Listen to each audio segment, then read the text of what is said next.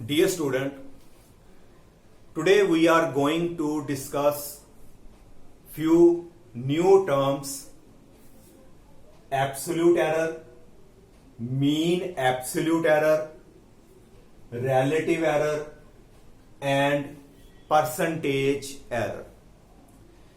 ਸਾਡਾ ਜਿਹੜਾ ਅੱਜ ਦਾ ਜਿਹੜਾ ਲੈਕਚਰ ਹੈ ਇਹ ਪ੍ਰੈਕਟੀਕਲ ਪੁਆਇੰਟ ਆਫ ਵਿਊ ਦੇ ਅਕੋਰਡਿੰਗ ਬਹੁਤ ਹੀ ਇੰਪੋਰਟੈਂਟ ਹੈ, ਭਾਵੇਂ ਉਹ ਪ੍ਰੈਕਟੀਕਲ ਤੁਹਾਡੇ ਕੈਮਿਸਟਰੀ ਦੇ ਰਿਲੇਟਡ ਨੇ ਜਾਂ ਉਹ ਫਿਜ਼ਿਕਸ ਦੇ ਰਿਲੇਟਡ ਨੇ।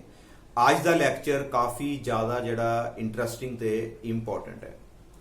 ਨਾਓ ਇਸ ਲੈਕਚਰ ਨੂੰ ਸਮਝਣ ਤੋਂ ਪਹਿਲਾਂ ਮੈਂ ਤੁਹਾਨੂੰ ਰਿਕੁਐਸਟ ਕਰਦਾ ਹਾਂ ਕਿ ਇਸ ਤੋਂ ਪਿਛਲਾ ਲੈਕਚਰ ਜਿਹੜਾ ਅਸੀਂ ਡਿਸਕਸ ਕੀਤਾ ਐਰਰ ਤੇ ਉਹਦੀਆਂ ਟਾਈਪਸ, ਉਹਨੂੰ ਧਿਆਨ ਨਾਲ ਸਮਝੋ। ਜੇ ਉਹ ਕਲੀਅਰ ਹੋ ਜਾਏਗਾ ਤੇ ਆਟੋਮੈਟਿਕਲੀ ਅੱਜ ਦਾ ਲੈਕਚਰ ਵੀ ਜਿਹੜਾ ਤੁਹਾਨੂੰ ਬੜੇ ਅੱਛੇ ਢੰਗ ਦੇ ਨਾਲ ਕਲੀਅਰ ਹੋਏਗਾ। ਨਾਓ ਲਾਸਟ ਲੈਕਚਰ ਦੇ ਵਿੱਚ ਅਸੀਂ ਕੀ ਡਿਸਕਸ ਕੀਤਾ ਸੀ ਕਿ ਜਿਹੜਾ ਐਰਰ ਹੈ, ਕਿਸੇ ਵੀ ਮੈਜ਼ਰਮੈਂਟ ਦੇ ਵਿੱਚ ਐਰਰ ਆ ਹੀ ਜਾਂਦਾ ਹੈ, ਭਾਵੇਂ ਉਹ ਇੰਸਟਰੂਮੈਂਟ ਦੀ ਜਿਹੜੀ ਹੈ ਪ੍ਰੋਬਲਮ ਹੈ ਜਾਂ ਕੋਈ ਪਰਸਨਲ ਐਰਰ ਹੈ ਜਾਂ ਰੈਂਡਮ ਐਰਰ ਹੈ, ਕਿਸੇ ਵੀ ਮੈਜ਼ਰਮੈਂਟ ਦੇ ਵਿੱਚ ਐਰਰ ਆਉਂਦਾ ਹੈ। ਫਿਰ ਉਹ ਐਰਰ ਅਸੀਂ ਕਿਸ ਤਰ੍ਹਾਂ ਨਿਕਾਲਿਆ ਸੀ? ਅਸੀਂ ਕੀ ਕੀਤਾ ਸੀ ਕਿ ਸਾਡੇ ਕੋਲ ਜਿਹੜੀ ਟਰੂ ਵੈਲਿਊ ਸੀਗੀ ਉਹਦੇ ਵਿੱਚੋਂ ਅਸੀਂ ਮਾਈਨਸ ਕਰ ਦਿੰਦੇ ਆ ਆਬਜ਼ਰਵਡ value. The true value minus observed value gives us error। ਜਿੰਨਾ ਇਹ ਡਿਫਰੈਂਸ ਘੱਟ ਹੁੰਦਾ ਹੈ ਅਸੀਂ ਕਹਿੰਦੇ ਹਾਂ ਉਨੀ ਸਾਡੀ ਐਕੂਰੇਸੀ ਜਿਹੜੀ ਹੈ ਜ਼ਿਆਦਾ ਹੈ। ਇਹ ਪਿਛਲੇ ਲੈਕਚਰ 'ਚ ਅਸੀਂ ਡਿਸਕਸ ਕੀਤਾ। ਆਹ ਵੈਲਿਊ ਅਸੀਂ ਆਪ ਆਬਜ਼ਰਵ ਕੀਤੀ ਤੇ ਇਹ ਸਾਡੇ ਕੋਲ ਹੈਗੀ ਆ ਉਸ ਫਿਜ਼ੀਕਲ ਕੁਆਂਟੀਟੀ ਦੀ ਜਿਹਨੂੰ ਅਸੀਂ ਮੈਜ਼ਰ ਕਰ ਰਹੇ ਹਾਂ ਉਹਦੀ ਟਰੂ ਵੈਲਿਊ। ਨਾਓ ਕੁਐਸਚਨ ਆ ਹੈ how to find the true value। ਕਿਉਂਕਿ ਕੋਈ ਵੀ ਐਕਸਪੈਰੀਮੈਂਟ ਕਰੀਏ, ਕਿਸੇ ਵੀ ਫਿਜ਼ੀਕਲ ਕੁਆਂਟੀਟੀ ਦੀ ਮੈਜ਼ਰਮੈਂਟ ਕਰਦੇ ਆ, then it is impossible in principle to find out its true value। ਕਦੀ ਵੀ true value ਅਸੀਂ find ਨਹੀਂ ਕਰ ਸਕਦੇ ਕਿਉਂਕਿ error ਨੇ ਤੇ ਆਣਾ ਹੀ ਆਣਾ ਹੈ। so how to find out true value ਤੇ true value ਫਿਰ ਅਸੀਂ ਲੈਣੀ ਕਿੰਨੂੰ ਹੈ, ਉਹ ਕਿਸ ਤਰ੍ਹਾਂ ਅਸੀਂ ਫਾਈਂਡ ਆਊਟ ਕਰਨਾ ਹੈ? ਸਭ ਨਾਲ ਪਹਿਲਾਂ ਅੱਜ ਅਸੀਂ ਇਹਦੇ ਬਾਰੇ ਡਿਸਕਸ ਕਰਦੇ ਹਾਂ ਕਿ ਵਾਟ ਇਜ਼ ਟਰੂ ਵੈਲਿਊ ਤੇ ਟਰੂ ਵੈਲਿਊ ਕਿਹਨੂੰ ਅਸੀਂ ਮੰਨ ਸਕਦੇ ਹਾਂ। ਨਾਓ ਸਪੋਜ਼ ਕੋਈ ਸਾਡੇ ਕੋਲ ਫਿਜ਼ੀਕਲ ਕੁਆਂਟੀਟੀ ਹੈ, ਸਪੋਜ਼ A। ਫਿਜ਼ੀਕਲ ਕੁਆਂਟੀਟੀ ਦਾ ਨਾਮ ਮੈਂ A ਰੱਖ ਦਿੱਤਾ, ਜਿਹਨੂੰ ਮੈਂ ਮੈਜ਼ਰ ਕਰ ਰਿਹਾ। ਫੋਰ ਐਗਜ਼ਾਮਪਲ ਮੰਨ ਲਓ ਰਿਫਰੈਕਟਿਵ ਇੰਡੈਕਸ ਹੈ ਜਾਂ ਲੈਂਥ ਹੈ ਕਿਸੇ ਚੀਜ਼ ਦੀ ਅਸੀਂ ਮੈਜ਼ਰ ਕਰ ਰਹੇ, ਜਾਂ ਸਪੀਡ ਹੈ ਜਾਂ ਕਰੰਟ ਹੈ। ਕੋਈ ਵੀ ਫਿਜ਼ੀਕਲ ਕੁਆਂਟੀਟੀ ਦੀ ਅਸੀਂ ਮੈਜ਼ਰਮੈਂਟ ਕਰ ਰਹੇ ਹਾਂ, ਉਹ ਫਿਜ਼ੀਕਲ ਕੁਆਂਟੀਟੀ ਕਿਹੜੀ ਹੈ? ਸਾਡੀ A। ਜਦੋਂ ਉਸ ਫਿਜ਼ੀਕਲ ਕੁਆਂਟੀਟੀ ਦੀ ਅਸੀਂ ਮੈਜ਼ਰਮੈਂਟ ਕੀਤੀ ਤੇ ਸਾਡੀ ਮੰਨ ਲਓ ਪਹਿਲੀ ਰੀਡਿੰਗ ਜਿਹੜੀ ਆਈ ਹੈ, ਸਪੋਜ਼ ਇਟ ਇਜ਼ A1। ਇਹ ਸਾਡੀ ਜਿਹੜੀ ਹੈ ਪਹਿਲੀ ਰੀਡਿੰਗ ਸਾਡੇ ਕੋਲ ਆ ਗਈ। ਨਾਓ ਜੇ ਇਹ ਸਾਡੀ ਜਿਹੜੀ ਪਹਿਲੀ reading I A1, this is the measurement of physical quantity A। ਇਹ ਤੁਹਾਡੀ ਫਸਟ ਮੈਜ਼ਰਮੈਂਟ। ਉਸ ਤੋਂ ਬਾਅਦ ਅਸੀਂ ਐਕਸਪੈਰੀਮੈਂਟ ਨੂੰ ਦੁਬਾਰਾ ਰਿਪੀਟ ਕੀਤਾ, ਸਾਡੇ ਕੋਲ ਜਿਹੜੀ ਹੈ ਰੀਡਿੰਗ ਆਈ A2। ਕਿਉਂਕਿ ਸਾਨੂੰ ਪਤਾ ਹੈ ਕਿ ਜਿਹੜੀ ਮੈਜ਼ਰਮੈਂਟ ਕਰਦੇ ਆ ਉਹਦੇ ਵਿੱਚ ਕੋਈ ਨਾ ਕੋਈ ਐਰਰ ਜ਼ਰੂਰ ਆਉਂਦੀ ਹੈ। ਅਸੀਂ ਕੀ ਕਰਦੇ ਆ, ਉਸੇ ਐਕਸਪੈਰੀਮੈਂਟ ਨੂੰ ਬਾਰ-ਬਾਰ ਜਿਹੜਾ ਹੈ ਰਿਪੀਟ ਕਰਦੇ ਆ। Suppose we repeat it at n times. ਅਸੀਂ ਇਹਨੂੰ n ਟਾਈਮਸ ਰਿਪੀਟ ਕੀਤਾ। ਪਹਿਲੀ ਵਾਰੀ ਜਦੋਂ ਐਕਸਪੈਰੀਮੈਂਟ ਕੀਤਾ ਰੀਡਿੰਗ ਆਈ A1, ਦੂਜੀ ਵਾਰੀ ਰੀਡਿੰਗ ਲਈ A2, ਫਿਰ ਸਾਡੇ ਕੋਲ A3। ਲਾਸਟ ਜਿਹੜੀ ਆਪਾਂ ਜਦੋਂ ਐਕਸਪੈਰੀਮੈਂਟ ਕੀਤਾ ਮੰਨ ਲਓ 10 ਟਾਈਮਸ ਕੀਤਾ, ਫਿਰ A10 ਆਏਗਾ। ਜੇ 5 ਟਾਈਮਸ ਅਸੀਂ ਰੀਡਿੰਗ ਲੈਂਦੇ ਆ ਤੇ ਫਿਰ A ਸਾਡੇ ਕੋਲ 5। ਇਹ ਸਾਡੀਆਂ ਰੀਡਿੰਗਸ ਨੇ, ਇਹ ਸਾਡੀਆਂ observation, they are observed values। ਇਹਦਾ ਮਤਲਬ ਅਸੀਂ ਕੀ ਕਰਦੇ ਹਾਂ ਕਿ ਕੋਈ ਵੀ ਫਿਜ਼ੀਕਲ ਕੁਆਂਟੀਟੀ ਨੂੰ ਅਸੀਂ n ਟਾਈਮਸ ਜਿਹੜਾ ਹੈ ਆਬਜ਼ਰਵ ਕਰਦੇ ਹਾਂ। ਨਾਓ ਇੱਕ ਟਰਮ ਅਸੀਂ ਜਿਹੜੀ ਆ ਪਿੱਛੇ ਸਟੱਡੀ ਕੀਤੀ ਸੀ ਲਾਸਟ ਲੈਕਚਰ ਦੇ ਵਿੱਚ, ਰੈਂਡਮ ਐਰਰ। ਸਾਨੂੰ ਪਤਾ ਹੈ ਕਿ ਰੈਂਡਮ ਐਰਰ ਬਾਈ ਚਾਂਸ ਹੈ, ਰੈਂਡਮਲੀ ਉਹਨੇ ਆ ਹੀ ਜਾਣਾ ਹੈ। ਇਹਦਾ ਮਤਲਬ ਇਹਨਾਂ ਆਬਜ਼ਰਵੇਸ਼ਨ ਦੇ ਵਿੱਚ ਸਾਡੇ ਕੋਲ ਰੈਂਡਮ ਐਰਰ ਜਿਹੜੀ ਹੈ ਵਿੱਚ ਇਨਕਲੂਡਡ ਹੋਏਗੀ, ਬਾਈ ਚਾਂਸ ਆ ਜਾਂਦੀ ਹੈ। ਰੈਂਡਮ ਐਰਰ ਜਿਹੜੀ ਉਹ ਹੈ, ਕਦੀ ਇਹ ਪੋਜ਼ਿਟਿਵ ਹੋ ਜਾਂਦੀ ਹੈ, ਕਦੀ ਨੈਗੇਟਿਵ ਹੋ ਜਾਂਦੀ ਹੈ। ਕਈ ਵਾਰੀ ਅਸੀਂ ਵੈਲਿਊ ਜ਼ਿਆਦਾ ਮੈਜ਼ਰ ਕਰਦੇ ਹਾਂ ਜਿਹਨੂੰ ਓਵਰ ਐਸਟੀਮੇਟ ਬੋਲਦੇ ਹਾਂ, ਕਈ ਵਾਰੀ ਅਸੀਂ ਵੈਲਿਊ ਘੱਟ ਮੈਜ਼ਰ ਕਰ ਲਾਂਗੇ, ਉਹ ਅੰਡਰ ਐਸਟੀਮੇਟ ਹੋ ਜਾਏਗਾ। ਨਾਓ ਇਹਨਾਂ ਆਬਜ਼ਰਵੇਸ਼ਨ ਦੇ ਵਿੱਚ ਰੈਂਡਮ ਐਰਰ ਇਨਕਲੂਡਡ ਹੈ, ਤੇ ਰੈਂਡਮ ਐਰਰ ਜਿਹੜੀ ਹੈ ਆਪਣਾ ਸਾਈਨ ਚੇਂਜ ਕਰਦੀ ਰਹਿੰਦੀ, ਕਦੀ ਪੋਜ਼ਿਟਿਵ ਕਦੀ ਨੈਗੇਟਿਵ। ਨਾਓ ਇੱਕ ਗੌਸੀਅਨ ਲਾਅ ਹੈ, Gaussian law of random error ਦੇ according, Gaussian law of random error ਦੇ according the probability of occurrence of positive error is equal to the probability of occurrence of negative error। ਜਿੰਨਾ chance positive error ਦੇ ਆਉਂਦੇ ਨੇ ਓਨੇ ਹੀ chance ਸਾਡੇ negative error ਦੇ ਇਹਨਾਂ reading ਦੇ ਵਿੱਚ ਆਉਂਦੇ ਨੇ। ਹੁਣ ਅਸੀਂ ਰੀਡਿੰਗ ਨੂੰ n ਟਾਈਮਸ ਜਿਹੜਾ ਰਿਪੀਟ ਕਰ ਲਿਆ, ਇਹਨਾਂ ਦੇ ਵਿੱਚ ਜਿਹੜੀ ਹੈ ਕੋਈ ਰੀਡਿੰਗ ਜਿਹੜੀਆਂ ਜ਼ਿਆਦਾ ਮੈਜ਼ਰ ਕਰ ਲੀਆਂ, ਕੋਈ ਘੱਟ ਮੈਜ਼ਰ ਕਰ ਲੀਆਂ, ਇਹ ਬਰਾਬਰ ਦੇ ਇਹਨਾਂ ਦੀ ਪ੍ਰੋਬੇਬਿਲਿਟੀ ਹੈ। ਫਿਰ ਅਸੀਂ ਕੀ ਕਰਦੇ ਹਾਂ, ਇਹਨਾਂ ਸਾਰੀਆਂ ਰੀਡਿੰਗਸ ਦੀ ਅਸੀਂ ਜਿਹੜਾ ਹੈ ਐਵਰੇਜ ਕੱਢਦੇ ਹਾਂ, ਜਿਸ ਨੂੰ ਅਸੀਂ ਬੋਲਾਂਗੇ AM, mean value of all these observation. ਇਹਨਾਂ ਦੀ ਅਸੀਂ ਮੀਨ ਵੈਲਿਊ ਕੱਢਾਂਗੇ, ਤੇ ਮੀਨ ਕਿਸ ਤਰ੍ਹਾਂ ਨਿਕਾਲਦੇ ਹਾਂ, A1 plus A2 plus A3 so on। ਤੇ ਜਿੰਨੀਆਂ ਰੀਡਿੰਗਸ ਨੇ ਉਹਨਾਂ ਨੂੰ ਅਸੀਂ ਕੀ ਕਰ ਲਿਆ, ਪਲੱਸ ਕਰਨ ਤੋਂ ਬਾਅਦ ਡਿਵਾਈਡਡ ਬਾਏ ਜਿੰਨੀਆਂ ਸਾਡੇ ਕੋਲ ਟਰਮਸ ਨੇ, ਇਹ ਇਹਨਾਂ ਦਾ ਅਸੀਂ ਜਿਹੜਾ ਹੈ ਮੀਨ ਨਿਕਾਲ ਲੈਂਦੇ ਹਾਂ। ਜੇ ਸਾਡੇ ਕੋਲ 4 ਟਰਮਸ ਨੇ, A1 plus A2 plus A3 plus A4 divided by 4, ਜੇ 5 ਹੋਣਗੀਆਂ plus A5 ਡਿਵਾਈਡਡ ਬਾਈ 5, ਇਹ ਸਾਨੂੰ ਮੀਨ ਕੱਢਣਾ ਆਲਰੇਡੀ ਪਤਾ ਹੈ। ਇਹ ਜਿਹੜੀ ਸਾਡੀ ਜਿਹੜੀ ਮੀਨ ਵੈਲਿਊ ਆਈ ਹੈ, that mean value can be taken as the true value। ਇਸ ਨੂੰ ਅਸੀਂ ਜਿਹੜਾ ਹੈ true value ਦੇ ਇਕੁਅਲ ਲੈ ਸਕਦੇ ਹਾਂ। ਇਹਦਾ ਮਤਲਬ ਕਿਸੇ ਵੀ ਐਕਸਪੈਰੀਮੈਂਟ ਦੇ ਵਿੱਚ ਟਰੂ ਵੈਲਿਊ ਨੂੰ ਫਾਈਂਡ ਕਰਨ ਦਾ ਸਾਡਾ ਮੈਥਡ ਕੀ ਹੈ, ਉਹਦੀਆਂ ਲਾਰਜ ਨੰਬਰ ਆਫ ਜਿਹੜੀਆਂ ਨੇ ਆਬਜ਼ਰਵੇਸ਼ਨ ਲਓ, ਉਸ ਤੋਂ ਬਾਅਦ ਉਹਨਾਂ ਦਾ ਜਿਹੜਾ ਮੀਨ ਨਿਕਾਲ ਲਓ, and that mean can be taken as nearly the exact value that is the true value। ਜਿੰਨੀਆਂ ਆਬਜ਼ਰਵੇਸ਼ਨ ਜ਼ਿਆਦਾ ਲਓਗੇ ਓਨੀ ਸਾਡੀ ਜਿਹੜੀ ਵੈਲਿਊ ਹੈ, ਜਿਹੜੀ ਟਰੂ ਵੈਲਿਊ ਦੇ ਬਿਲਕੁਲ ਨੀਅਰ ਜਿਹੜੀ ਤੁਹਾਡੀ ਉਹ ਆਂਦੀ ਜਾਏਗੀ। ਕਿਉਂਕਿ ਰੈਂਡਮ ਐਰਰ ਦੇ ਵਿੱਚ ਆ ਨਹੀਂ ਹੁੰਦਾ ਕਿ ਤੁਸੀਂ ਘੱਟ ਹੀ ਐਸਟੀਮੇਟ ਕਰੀ ਜਾ ਰਹੇ ਹੋ। ਰੈਂਡਮ ਐਰਰ ਦੇ ਵਿੱਚ ਦੋਨਾਂ ਦੀ ਪ੍ਰੋਬੇਬਿਲਿਟੀ ਜ਼ਿਆਦਾ ਬਰਾਬਰ ਹੁੰਦੀ ਹੈ, ਪੋਜ਼ਿਟਿਵ ਐਰਰ ਵੀ ਆਏਗੀ, ਨੈਗੇਟਿਵ ਵੀ ਐਰਰ ਆਏਗੀ। ਇਸ ਕਰਕੇ ਅਸੀਂ ਮੀਨ ਲੈ ਕੇ ਅਸੀਂ ਉਹਦੀ ਜਿਹੜੀ ਹੈ ਟਰੂ ਵੈਲਿਊ ਅਸੀਂ ਫਾਈਂਡ ਆਊਟ ਕਰ ਸਕਦੇ ਹਾਂ। ਨਾਓ ਇਹ ਸਾਨੂੰ ਕਲੀਅਰ ਹੋ ਗਿਆ ਕਿ ਟਰੂ ਵੈਲਿਊ ਕਿੰਨੂੰ ਮੰਨਦੇ ਆ। ਵੈਸੇ ਟਰੂ ਵੈਲਿਊ ਨਹੀਂ ਫਾਈਂਡ ਆਊਟ ਕਰ ਸਕਦੇ। ਇਹਦਾ ਮਤਲਬ how to find the true value, by taking the mean of large number of observation. Now this is your true value. ਇਹਨਾਂ ਦਾ ਮੀਨ ਲੈ ਲਾਂਗੇ, ਇਹ ਸਾਡੀ ਆ ਜਾਏਗੀ ਟਰੂ ਵੈਲਿਊ। ਨਾਓ ਫਸਟ ਸਾਡੇ ਕੋਲ ਜਿਹੜੀ ਟਰਮ ਹੈ, ਹੁਣ ਅਸੀਂ ਆਪਾਂ ਡਿਸਕਸ ਕਰਨ ਲੱਗੇ ਆ, what is absolute error। absolute error ਸਾਡੀ ਕੀ ਚੀਜ਼ ਹੈ। ਨਾਓ ਸਾਡੇ ਕੋਲ ਪਹਿਲੀ ਆਬਜ਼ਰਵੇਸ਼ਨ ਕਿਹੜੀ ਸੀਗੀ, A1, ਦੂਸਰੀ ਆਬਜ਼ਰਵੇਸ਼ਨ ਸਾਡੇ ਕੋਲ A2, ਤੀਸਰੀ observation A3 and so on. Last observation ਸਾਡੇ ਕੋਲ ਸੀਗੀ AN। ਤੇ ਇਹਨਾਂ ਵਿੱਚੋਂ ਸਾਡੇ ਕੋਲ ਜਿਹੜੀ ਟਰੂ ਵੈਲਿਊ ਕਿਹੜੀ ਸੀਗੀ, ਉਹ ਹੁਣੇ ਅਸੀਂ ਪੜਿਆ ਕਿ ਟਰੂ ਵੈਲਿਊ ਸਾਡੀ ਹੈਗੀ ਆ AM। ਇਹਨਾਂ ਸਾਰਿਆਂ ਦਾ ਮੀਨ, ਇਹ ਸਾਡੀ ਆ ਗਈ true value. This is your true value. Now true value ਤੇ ਪਹਿਲੀ ਜਿਹੜੀ ਆਬਜ਼ਰਵੇਸ਼ਨ ਹੈ, ਇਹਨਾਂ ਦੋਨਾਂ ਦੇ ਵਿੱਚ ਜਿਹੜਾ ਡਿਫਰੈਂਸ ਹੋਏਗਾ, ਟਰੂ ਵੈਲਿਊ ਤੇ ਮੀਨ ਵੈਲਿਊ ਜਿਹੜੀ ਹੈ, ਜਿਹੜੀ ਸਾਡੀ ਪਹਿਲੀ ਆਬਜ਼ਰਵੇਸ਼ਨ ਹੈ, ਇਹਨਾਂ ਦੇ ਵਿੱਚ ਜਿਹੜਾ ਡਿਫਰੈਂਸ ਆਏਗਾ, that will be your absolute error in the measurement of A1। ਜਿਹੜਾ ਇਹਨਾਂ ਦੋਨਾਂ ਦਾ ਡਿਫਰੈਂਸ ਆਏਗਾ, ਆ ਸਾਰੀ ਟਰੂ ਵੈਲਿਊ ਆ ਗਈ।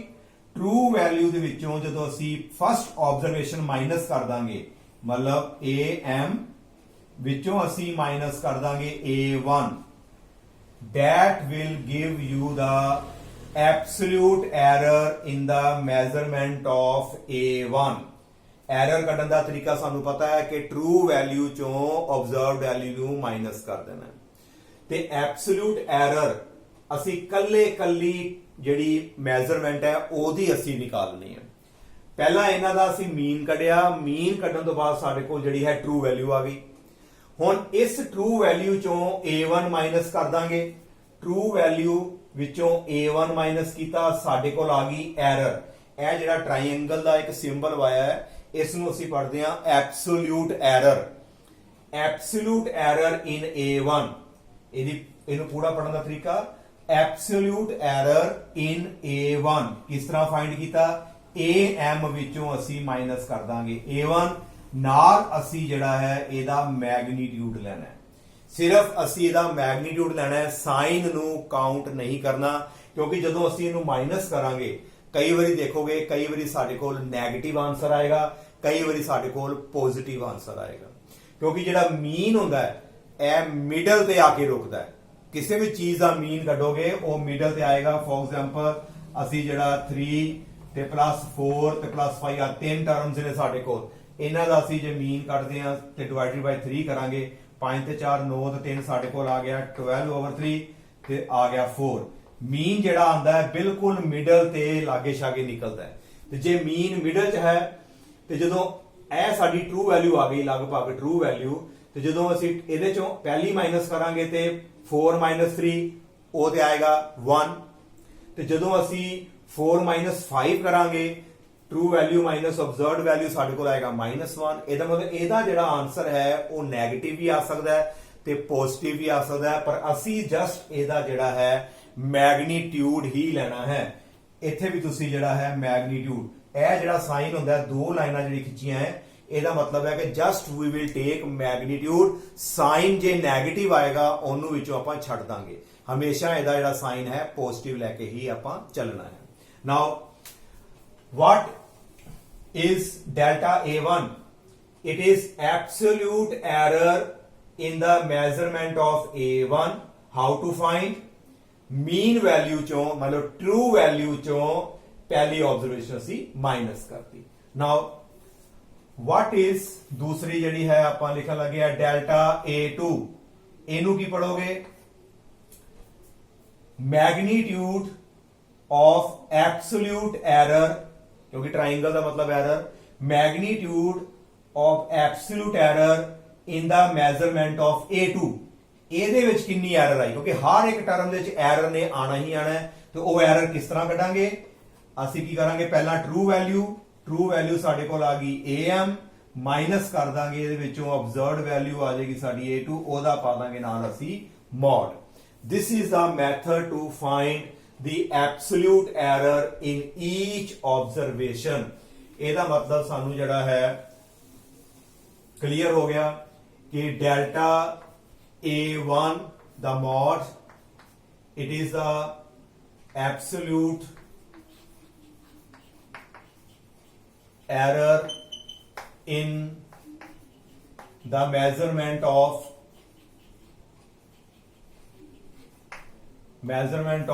A1। ਜਦੋਂ A1 ਨੂੰ ਨੋਟ ਕੀਤਾ ਉਹਦੀ error. Similarly delta A2 absolute error in the measurement of A2 and so on.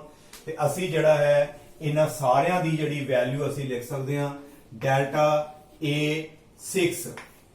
ਇਹਨੂੰ ਕੀ ਪੜੋਗੇ? Absolute error in the measurement of A6 ਕਿਵੇਂ ਨਿਕਾਲੋਗੇ? ਅਸੀਂ ਪਹਿਲਾਂ ਟਰੂ ਵੈਲਿਊ ਲਵਾਂਗੇ। ਟਰੂ ਵੈਲਿਊ ਕਿਸ ਤਰ੍ਹਾਂ ਨਿਕਾਲਦੇ ਹਾਂ? ਮੀਨ ਤੋਂ, ਵਿੱਚੋਂ ਅਸੀਂ ਮਾਈਨਸ ਕਰ ਦਾਂਗੇ ਆਹ ਵਾਲੀ ਜਿਹੜੀ ਆਬਜ਼ਰਵੇਸ਼ਨ ਹੈ, ਨਾਲ ਅਸੀਂ ਦਾ ਮੋਡ ਪਾ ਦਾਂਗੇ। ਇਹ ਸਾਡੇ ਕੋਲ ਜਿਹੜੀਆਂ ਨੇ ਐਬਸੋਲੂਟ ਐਰਰ ਆ ਜਾਏਗੀ ਹਰ ਇੱਕ ਆਬਜ਼ਰਵੇਸ਼ਨ ਦੀ। Now clear? Now the second term is what is mean absolute error। ਹੁਣ ਸਾਡੇ ਕੋਲ ਟਰਮ ਆ ਗਈ mean absolute error। what is this?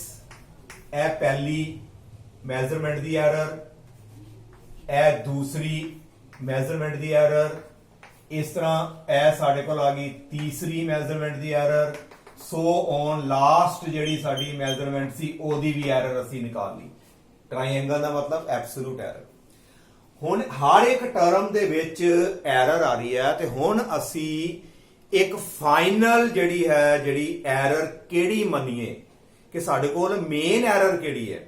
ਜਿਸ ਤਰ੍ਹਾਂ ਅਸੀਂ ਇੰਨੀਆਂ ਆਬਜ਼ਰਵੇਸ਼ਨ ਵਿੱਚ ਟਰੂ ਕਿਹਨੂੰ ਮੰਨੀਏ, ਅਸੀਂ ਉਹਦਾ ਮੀਨ ਨਿਕਾਲ ਲਿਆ, ਉਹ ਸਾਡੀ ਟਰੂ ਵੈਲਿਊ ਆ ਗਈ। ਹੁਣ ਇੰਨੀਆਂ ਐਰਰਸ ਨੇ, ਪਹਿਲੇ ਵਿੱਚ ਵੀ ਐਰਰ ਹੋ ਗਈ, ਦੂਜੀ ਮੈਜ਼ਰਮੈਂਟ ਵਿੱਚ ਵੀ ਐਰਰ ਹੋ ਗਈ, ਤੀਸਰੀ ਚ ਵੀ ਹੋ ਗਈ, ਲਾਸਟ ਵਿੱਚ ਵੀ ਹੋ ਗਈ। ਫਿਰ ਅਸੀਂ ਕੀ ਕਰਾਂਗੇ, ਇੱਕ ਫਾਈਨਲ ਜਿਹੜੀ ਹੈ ਐਬਸੋਲੂਟ ਐਰਰ ਨਿਕਾਲਣ ਵਾਸਤੇ ਜਿਹਨੂੰ ਅਸੀਂ ਲੈ ਕੇ ਚੱਲਣਾ ਕਿ ਸਾਡੀ ਇੰਨੀ ਕੁ ਐਰਰ ਆਈ ਹੈ, ਉਹਦੇ ਵਾਸਤੇ ਇਹਨਾਂ ਸਾਰੀਆਂ ਐਬਸੋਲੂਟ ਐਰਰ ਦਾ ਅਸੀਂ ਜਿਹੜਾ ਹੈ ਮੀਨ ਫਾਈਂਡ ਆਊਟ ਕਰਾਂਗੇ। ਨਾਓ that will be your mean absolute error ਤੇ ਉਹ ਅਸੀਂ ਕਿਸ ਤਰ੍ਹਾਂ ਫਾਈਂਡ ਆਊਟ ਕਰਾਂਗੇ। ਨਾਓ ਮੀਨ ਐਬਸੋਲੂਟ ਐਰਰ ਨੂੰ ਅਸੀਂ ਲਿਖਾਂਗੇ AM ਪਾ ਦਾਂਗੇ mean absolute error।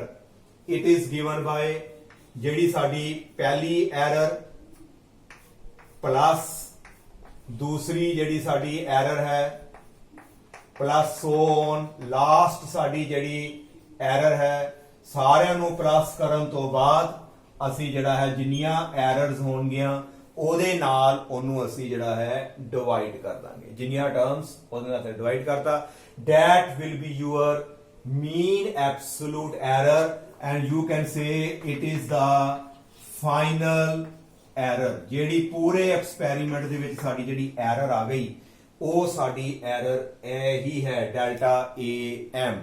this is the final error in the experiment। now ਕੱਲੀ ਆਬਜ਼ਰਵੇਸ਼ਨ ਵੀ ਪਤਾ ਲੱਗ ਗਈ, ਉਹਨਾਂ ਦਾ ਮੀਨ ਕੱਢਿਆ, ਸਾਨੂੰ ਉਹਦੀ ਟਰੂ ਵੈਲਿਊ ਵੀ ਪਤਾ ਲੱਗ ਗਈ। ਹੁਣ ਕੱਲੀ ਆਬਜ਼ਰਵੇਸ਼ਨ ਵਿੱਚ ਐਰਰ ਸੀਗੀ, ਉਹਨਾਂ ਦੀ ਐਰਰ ਵੀ ਨਿਕਾਲ ਲਈ ਕੱਲੇ ਦੀ।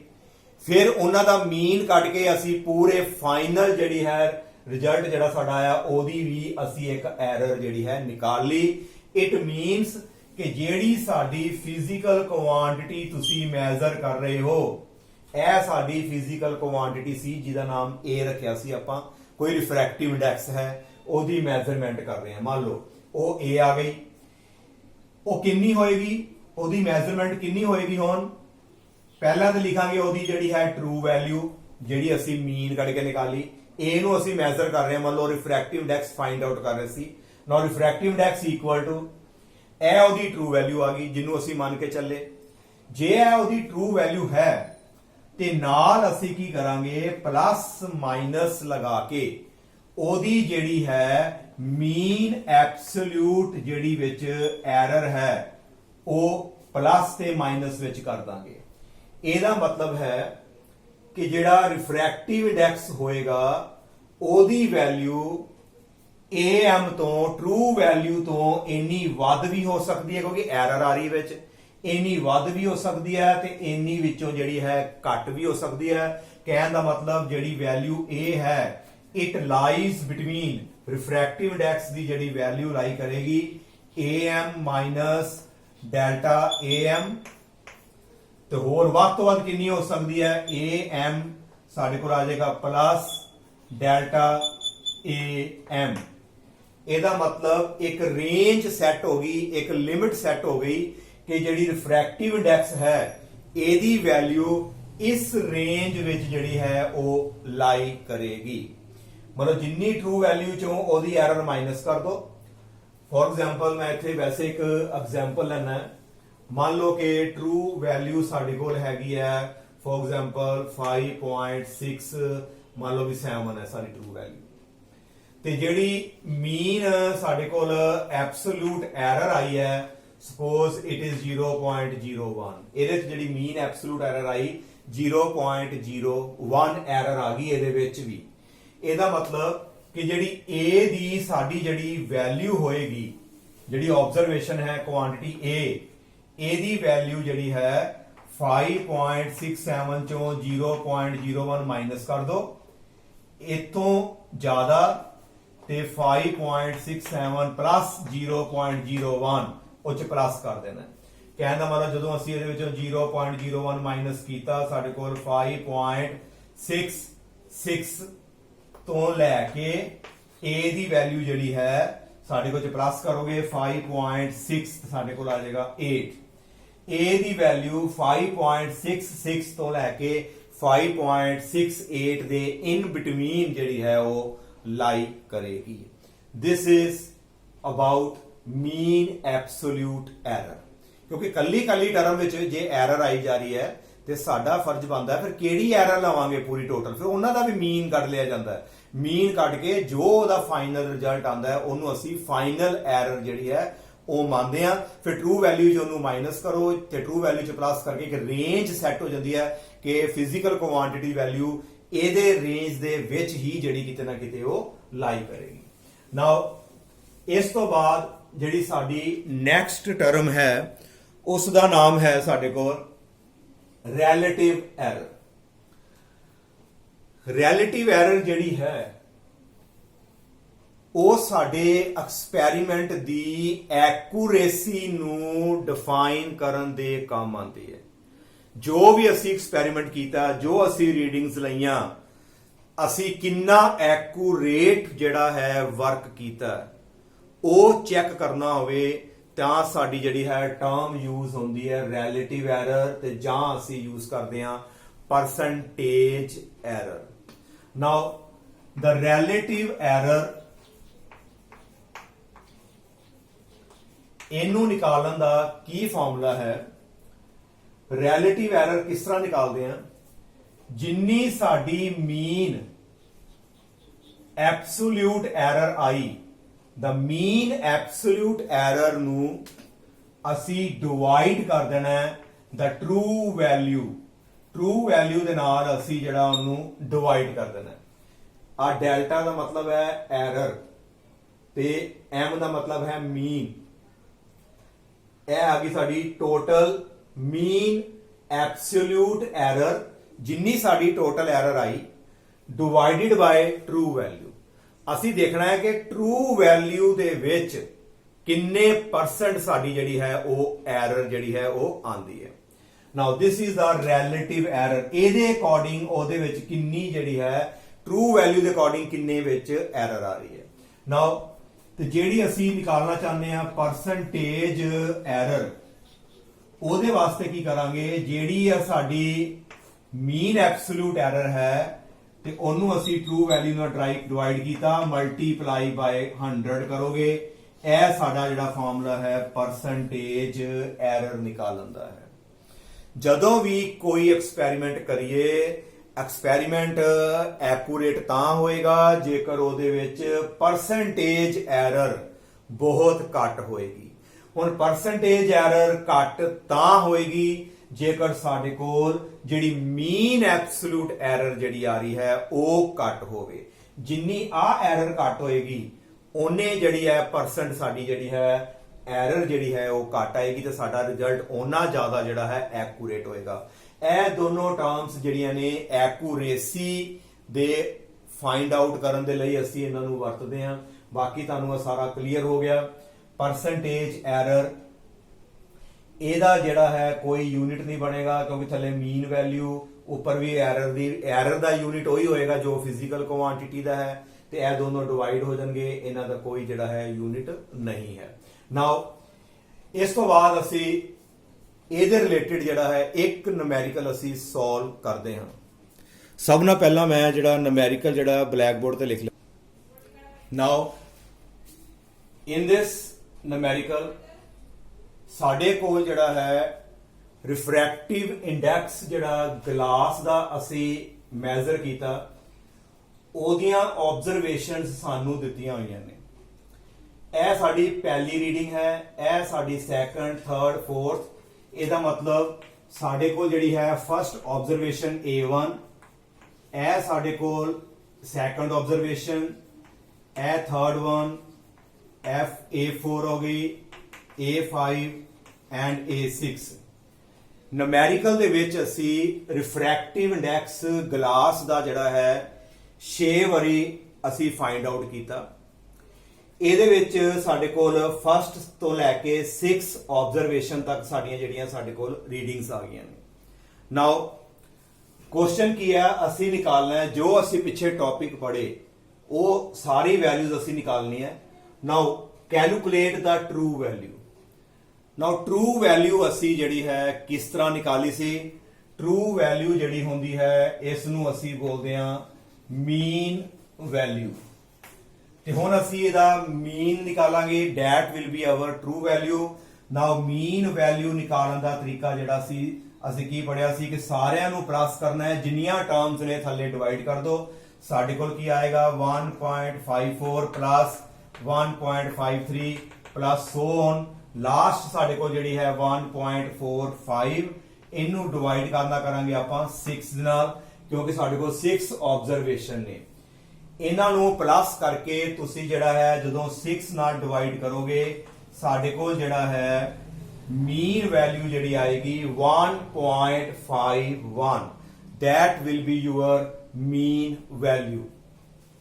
ਇਹ ਤੁਸੀਂ ਆਪਣੇ ਆਪ ਜਿਹੜਾ ਹੈ ਇਹਨੂੰ ਪਲੱਸ ਕਰਨਾ ਹੈ। ਪਲੱਸ ਕਰਨ ਤੋਂ ਬਾਅਦ ਤੁਸੀਂ ਜਿਹੜਾ ਹੈ ਉਹਦੀ ਜਿਹੜੀ ਮੀਨ ਵੈਲਿਊ ਟਰੂ ਵੈਲਿਊ ਜਿਹੜੀ ਆਪਾਂ ਨਿਕਾਲ ਸਕਦੇ ਹਾਂ।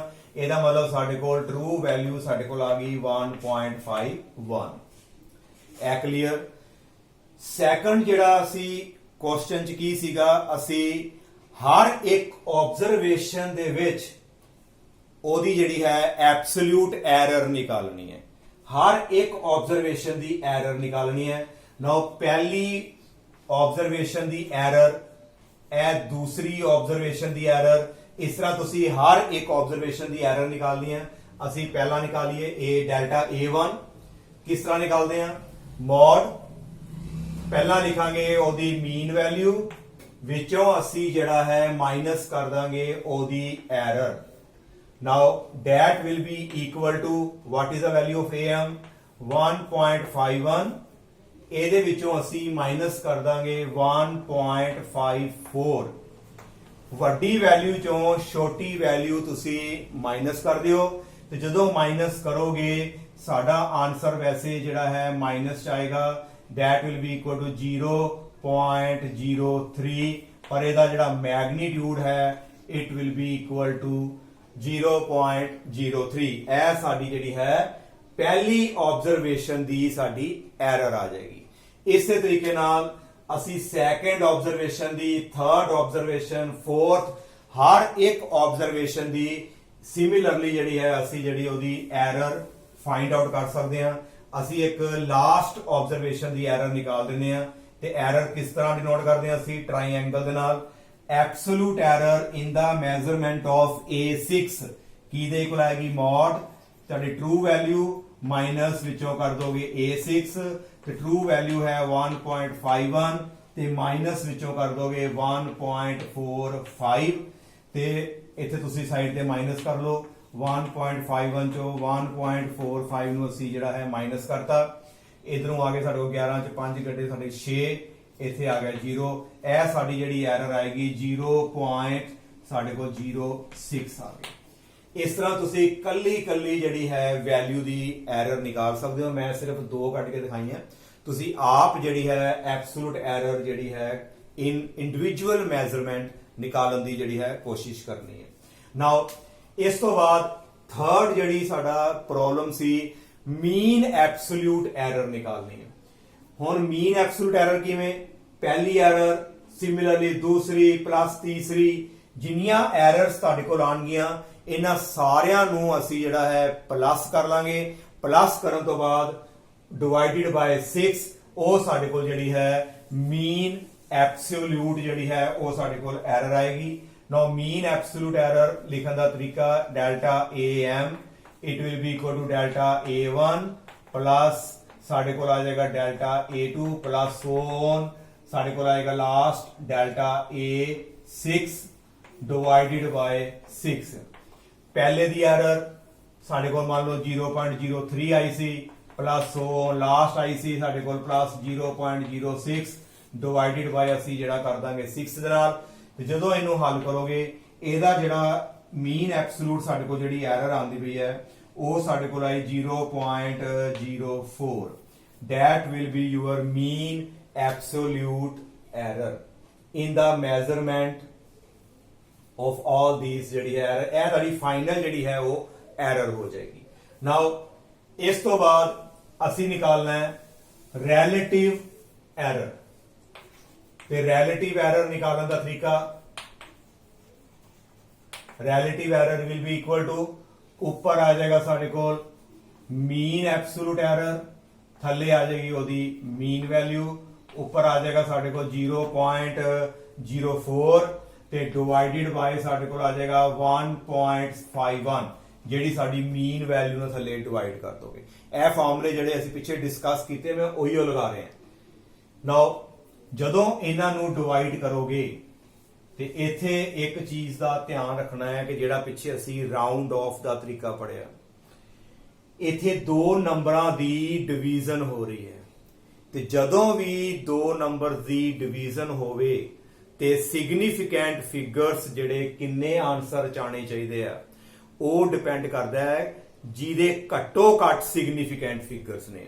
ਇਹਦੇ ਸਿਗਨੀਫੀਕੈਂਟ ਫਿਗਰਸ 3 ਨੇ, ਇਹਦੇ ਵਿੱਚ ਸਿਗਨੀਫੀਕੈਂਟ ਫਿਗਰ ਸਿਰਫ 1 ਹੈ ਤੇ ਜਦੋਂ ਅਸੀਂ ਡਿਵਾਈਡ ਕਰਾਂਗੇ ਤੇ ਆਨਸਰ ਦੇ ਵਿੱਚ ਵੀ ਸਾਡੇ ਕੋਲ ਇੱਕ ਹੀ ਸਿਗਨੀਫੀਕੈਂਟ ਫਿਗਰ ਆਏਗਾ। ਇਹਦਾ ਜਿਹੜਾ ਆਨਸਰ ਅਸੀਂ ਜਦੋਂ ਡਿਵਾਈਡ ਕੀਤਾ ਤੇ ਸਾਡੇ ਕੋਲ 0.03 ਜਿਹੜਾ ਹੈ ਸਾਡੀ ਰਿਲੇਟਿਵ ਜਿਹੜੀ ਹੈ ਇਹਦੇ ਵਿੱਚ ਐਰਰ ਆ ਗਈ ਹੈ।